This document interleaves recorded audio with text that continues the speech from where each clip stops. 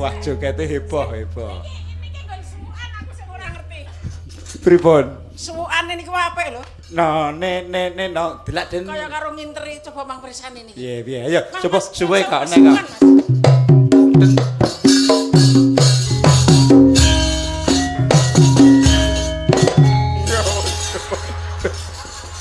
Ngene iki ora digoyang ya ora marem lho, Mang. Digoyang kita njomak lewek.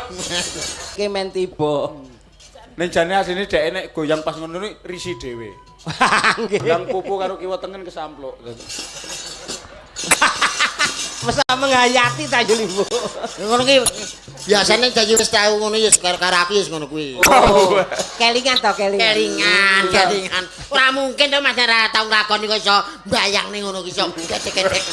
Nek ora nglakoni ora nyritake. Ora iso. Ora buktekno nek ra ngendel sawangen eneh kok. Sawangen.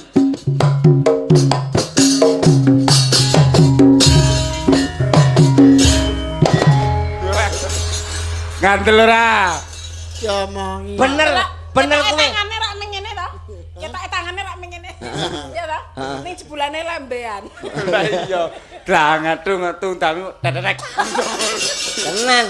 Wis kuwi cetha. Damar mancung cinupet Mas. Cetha nek yu Limbo ki wis Wis cetha nyatane wis pisan iku kudune marem njur kon balani terus ki nek. Lah pancene dhek iki ora bolak-balik ra marem lho. Oh. Sing ngerti tetane ya aku iki. Yo. Cacane kowe. Oh iram neh.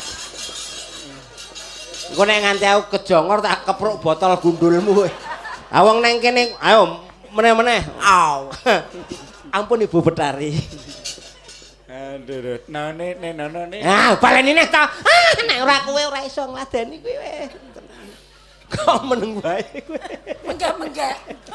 Ora sungguh cara ora dandan ngono. Tenan lho iki. Ngopo? Masa wis ping 3 kok pagane. Semaput.